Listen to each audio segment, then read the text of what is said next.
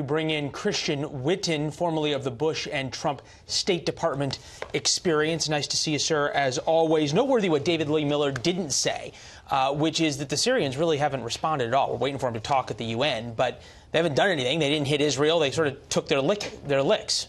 That's right. They did mount a defense after most of the targets were hit in a futile attempt to try and strike some U.S. and allied air targets, but they didn't have any effect. What do you make of that?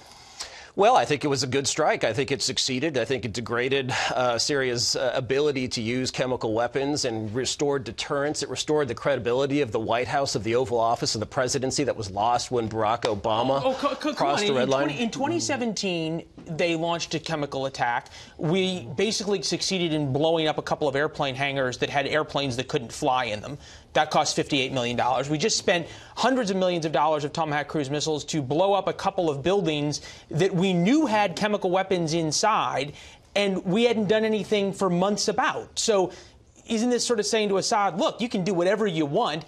If we don't like what we see on YouTube, maybe you'll get a slap on the wrist? Well, we use expensive weapons. They're standoff weapons, so we don't have to put people in harm's way to the degree you would if you were dropping, for example, smart bombs overhead.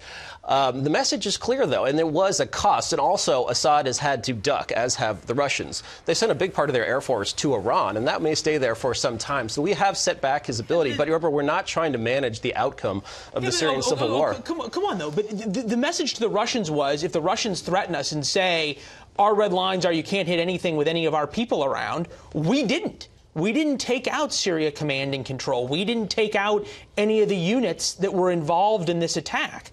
How is this anything other than a slap on the wrist?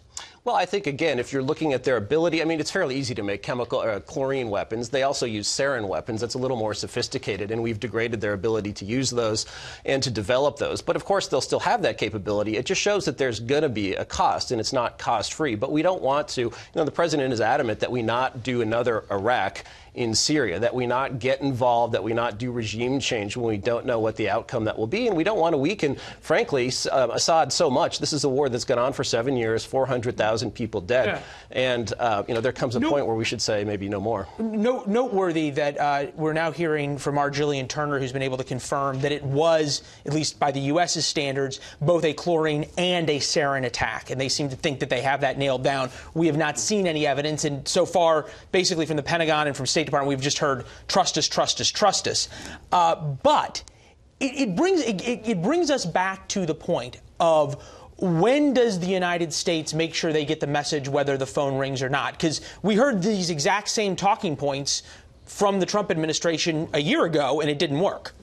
Right. Well, we have escalatory dominance, and so last time it was 59 Tomahawk missiles, and this time it's a more significant and serious cost. We've also applied sanctions on Russia, for example, not for this in particular, but we're letting diplomacy work. We're building a coalition. That's also important that Iran and Assad see that it's not just the United States, as it was last time. This time it's the United States and France and Britain, which is a big deal, because if you read the press, then, the Europeans supposedly don't like us. Donald Trump is a terrible diplomat. But lo and behold, the French, who are against us on everything in Iraq, are with us in Syria. The Brits are coming along, and I think that does send a signal. Well, the French and the Brits were also with us in Libya. That did not turn out glowingly well either.